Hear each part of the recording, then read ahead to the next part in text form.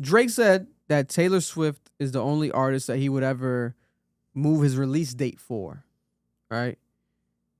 Cardi B was sweating bullets because she thought that Taylor Swift was going to drop her album same day as Cardi B's album.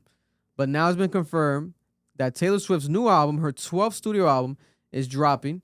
I have the date right here. October 3rd, and it's called The Life of a Showgirl. Taylor Swift has already fully started the rollout. She's dropping limited vinyls. She did her first podcast interview ever with Travis Kelce, her boyfriend. It got 19 million views in 5 days, the podcast episode. Her first podcast ever. How much did it get? 18 million views in 5 days. Holy shit. This shit's going to do Cat Williams type numbers, right? Nah, it might hit like 200 mil. Maybe. Bro, they crashed YouTube when they first launched it. Jesus. Right? When they were premiering the podcast episode on YouTube, it was crashed. You couldn't fucking see the podcast. Right? It was like breaking. It kept glitching. 1.3 million people were watching it live as it was premiering on YouTube. Huh? You white girls are different.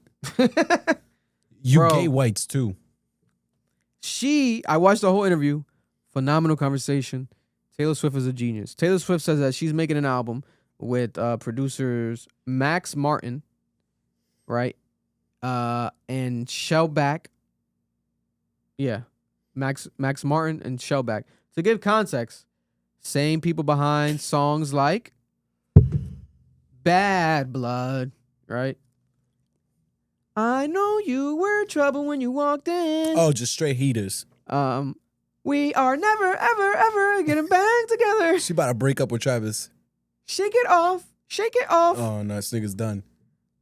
Maybe her best songs ever, right? Her biggest songs ever, especially on a pop level. Listen, Travis Kelce, you never gonna see a Super Bowl again, and you're gonna lose your bitch. That's tough. Nah, I don't think so, bro. Bro, you just named 4 heartbreak songs. Like, fuck that nigga's songs. But she did say during the interview that he did inspire the new album. She did this album while she was on tour, right? She was on tour, a worldwide tour, Eras tour, touring the world, and she did this album. She said it's 12 songs. There's not gonna be a deluxe. She said it's short, concise, and just straight hit records back to back. That's what Travis Kelce said also. He was like, yo, this is straight hit records back to back to back. 12 of them, right? Fucking crazy. It's only 12? 12. Just 12. No more, no deluxe, nothing's coming. It's just going to get this album, okay. Right? Last album, sold 2.6 million albums first week because of the pre-orders, the sales, and the people buying it.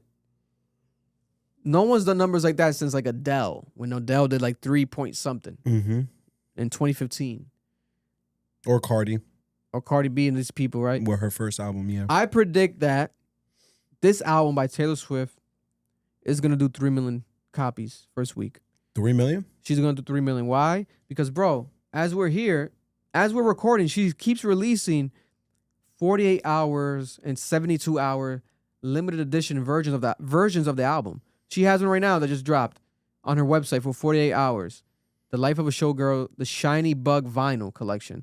This shit has 8 million views on Twitter. Are you serious? She might have sold at least 1 million of them. 1 million of those interactions probably were sales. Even for all we know. Even if we say 500K, that's fucking crazy. That's 500K of pure album sales, nigga. And it's like The Life of a Showgirl, the cover art and the theme seems to be like, hey, this is me on tour, the life of a showgirl, almost like a circus act, a clown, or like a showgirl. What's the showgirls at the dance? Oh, for Christmas and shit. Damn. I know what you're talking the about. chat knows. When girls dance and they kick their legs up and shit. Yeah, those are showgirls. Showgirls, yeah. It's like, what are they called? I'm pretty sure that's what they called the showgirls back in the day. There's like a group of them as popular as hell. But that's it kind of is the theme and the rollout, and it seems like, hey, this is a girl that's working, tired, and kind of like that. Yeah, trapped in that shit. Yeah, almost gives me kind of like paparazzi, Lady Gaga era a little bit. Yeah. I like what she's doing. She's excited for this album. The boyfriend's excited. And for her to say there's no deluxe, there's no nothing, there's no extra, no bonus, no nothing, she always does the bonus. She always does the deluxe. She always does this extra shit. She said, no, you're just getting 12. This is what it is. Our best work. Boom. That's crazy. This shit about to be crazy. They said the Rockets. The Rockettes. Oh, yeah. The Rockettes. Thank you, chat. Thank you, Cap Crew. Angela. Appreciate that. Yes, Thank you. the Rockettes. Gabriel. October. So if anyone is out there, if Drake, if Frank Ocean, anyone out there, Michael Jackson might be want to come up out of his grave or come back, or maybe Tupac might want to fly back from Cuba, do not drop. Taylor Swift has that whole month on lock. Ooh, I got a question for you. On lock. I got a great question for you. Fall off. Does it still drop? J. Cole? Yes, sir. Well, I think J. Cole. If J. Cole was dropping, he's pushing his album back. You think him too? You think he cares? Nah, like, do you think J. Cole right now is thinking? I mean, if he wants to be on brand, maybe he does want to have like a bad album sale. Like he wouldn't care. It's a fall off. December drop? Because I think she's gonna own the rest of the fourth quarter. Bro, this shit's crazy. Taylor Swift is not playing games. Also, Taylor Swift opened up and started getting emotional and crying during this interview because she revealed Scooter Braun's a villain. And broke down the entire process of her buying back her masters. She says from the age of 15, she was saving money from her first record deal. As a teenager, she started saving money to buy back her music. Did she have to buy it from Scooter? No, she had to buy it back. It was shopped around like when Scooter owned it and different people owned it. But she bought it back from Shamrock Capital. Allegedly, she didn't talk about numbers, but there's been reported online $360 million, right? She said that she sent her brother and her mother to have a meeting with Shamrock Capital. They sat down with them, and then they were reluctant. Then eventually, they called back her mother, like sometime after, and they agreed to sell it to her. And she started crying. She started going crazy. She said that it was like the craziest moment of her life. Like she couldn't believe it. This is what she always wanted in her life because she loves her art.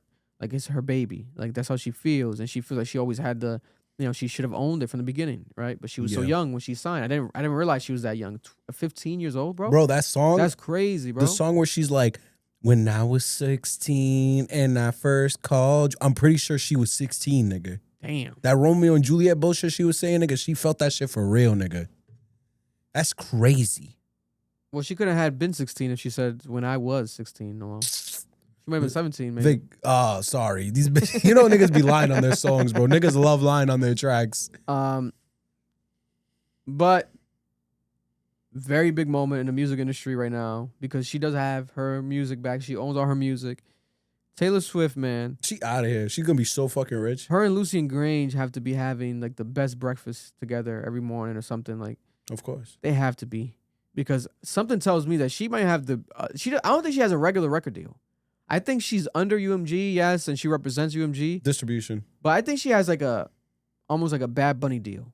Like if not 90-10, she might have like a 80 or like a 75%, 25% deal. I think her and Drake have the same deal. Because you got to think about it, bro.